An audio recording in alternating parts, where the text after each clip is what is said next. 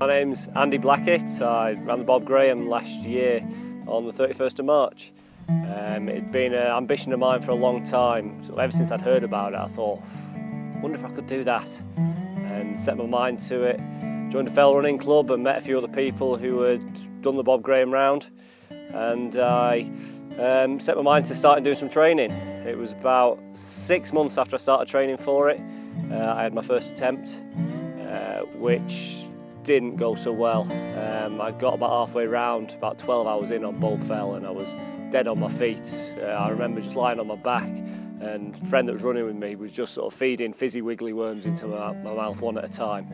And he sort of dragged me back to my feet, and then I hobbled down to Wasdale, and it got the better of me. So another year down the line, I've been training for it most weekends. Long days in the Lake District, practicing running at night, you know, playing around with different start times so I could see what would work better in terms of the sleep deprivation. And it set off on 31st of March, well, the weather was good, on a 23-hour schedule, set off at 6 o'clock in the morning. Things went really well. First 3 legs, got into Wasdale really strong on about a 22-hour pace. And then leg 4 was at night. I had a guy called Jim and a guy called Simon supporting leg 4, because they knew the ground really well. I'm confident they could nav it at night.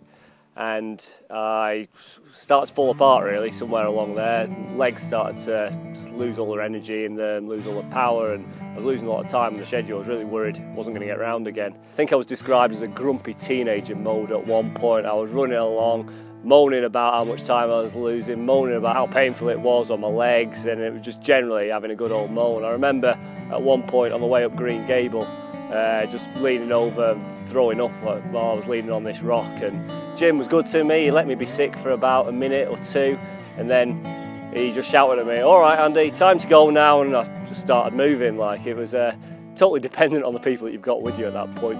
You're just doing what they say. If he told me to stop being sick, I knew it was time to stop being sick and start moving again.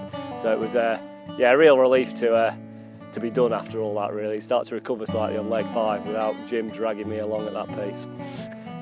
Kept going, and I got into Honister at about 2 in the morning with about 4 hours to go to get back to Keswick, and I thought, yeah, this could work now. So I went straight through Honister, didn't stop for a break there. And when I got up Dale Head, which is the 3rd climb from the end, I knew that I was on a decent schedule then, so I just had to keep going. So kept going through the night up to Hinescarth and Robinson, and gave me a good amount of time to get back to Keswick.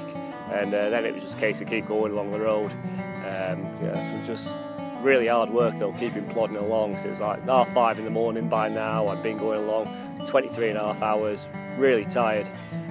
Kept falling asleep. I was on my feet, and whoever was running along next to me was sort of giving me a nudge and keeping me upright. But then my dad ran the last section with me, and he met me on the bridge going through Portinscale and ran the last bit, and just, you know, I was running in together down the high street with him.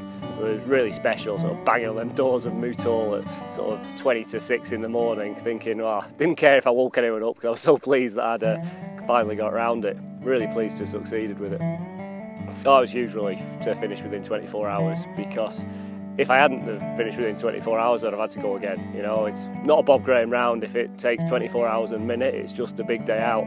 And when you've put so much into it, so much of your early season training, your winter training is focused on it, if I hadn't been successful then, it would have been at least 6 or 8 weeks of recovery time before I could have another attempt.